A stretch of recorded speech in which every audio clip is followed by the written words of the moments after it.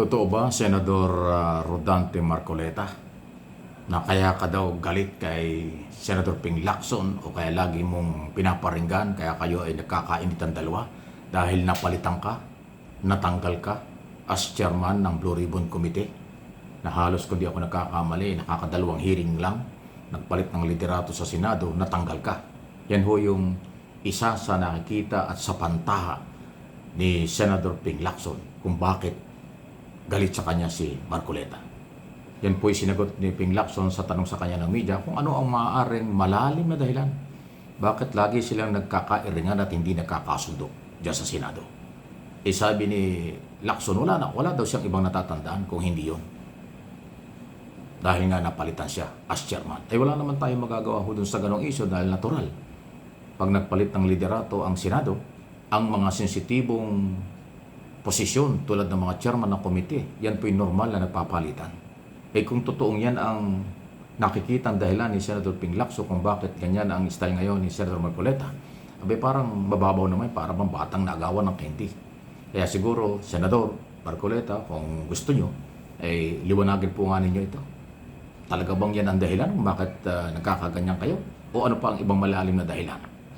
Maliban doon sa isang issue dyan ay yung tungkol kay Orly Gutesa, tungkol kay Romualdez at sa mga Diskaya.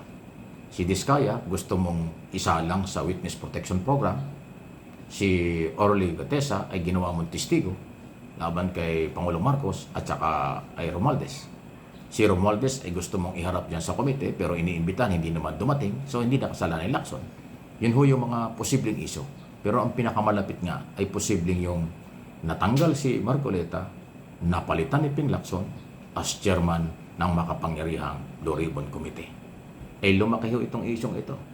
Hanggang sa ngayon ay inexpose na ni Ping Lacson na meron di umanong 500 million pesos allocable.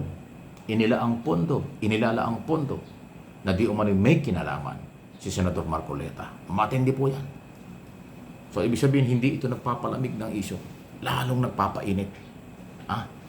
So, sana naman ay huwag umabot ng personal, pisikal, maging professional sila pare-parehas dahil kasi taong bayan ang nakakakita at nakakarinig ng kanilang ginagawa.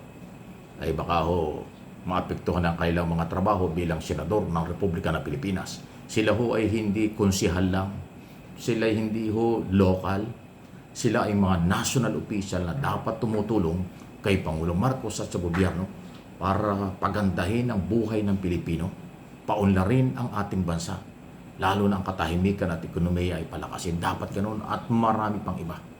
Pero lumalabas ho ngayon ay talagang nagkakaroon ng hidwaan na hindi na ho kapaki-pakinabang. Sa totoo lang, sa aking personal na observation at opinion, dahil itong aking mga channel, opinion po ang ating ginagawa dito dahil hindi ko naman pwedeng pangunahan ng kahit sino at ako may karapatan. Lahat tayo entitled sa opinion base sa nangyayari at ating naririnig at nakikita. Hindi ho maganda ito para sa bayan ang kanilang ginagawa. Kasi nagiging personal na.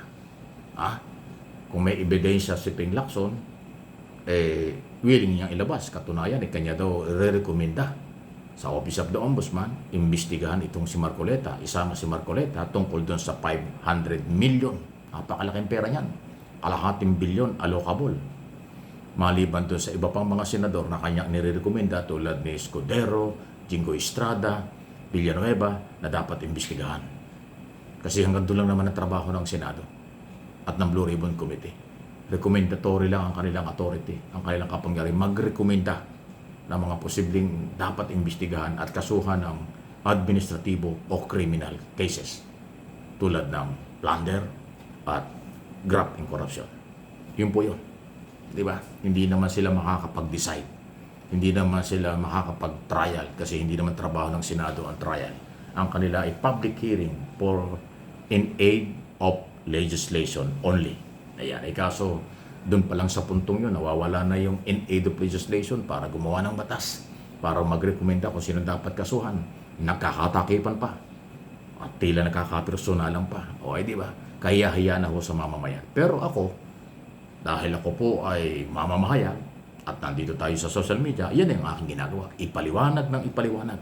Kahit ulit-ulitin ko ang kanilang ginagawa, taong bayan ang bahala kung ano ang kanilang paniniwala at kung sino ang kanilang papaniwalaan.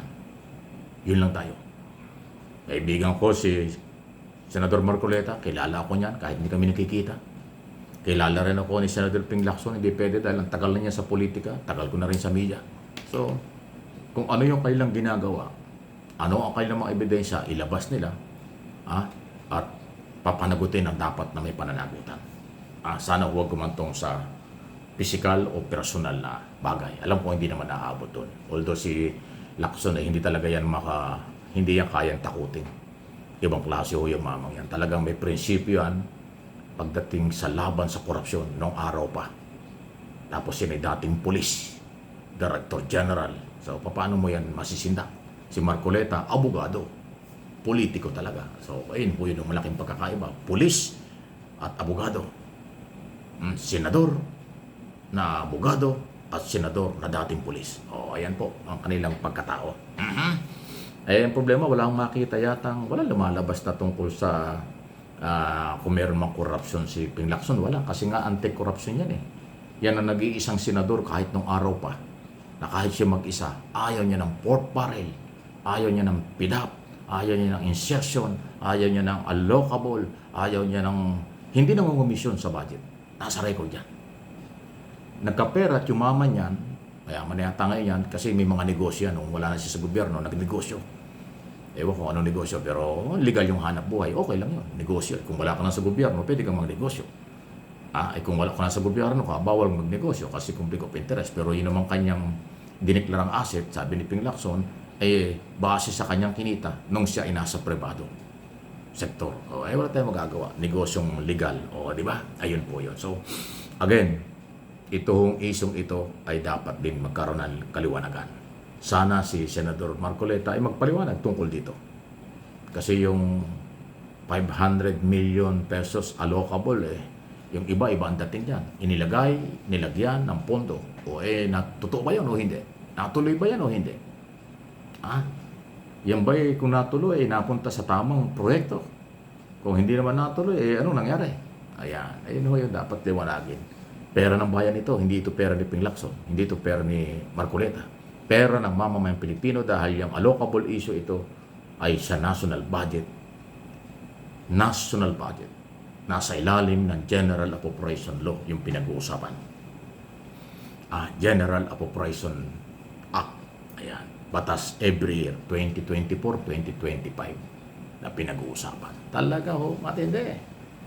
Sige, mag-komento, mag-react sa tamang mga pamaraan. Huwag haluan ng personal at galit kasi walang kakwenta-kwenta yung ganun.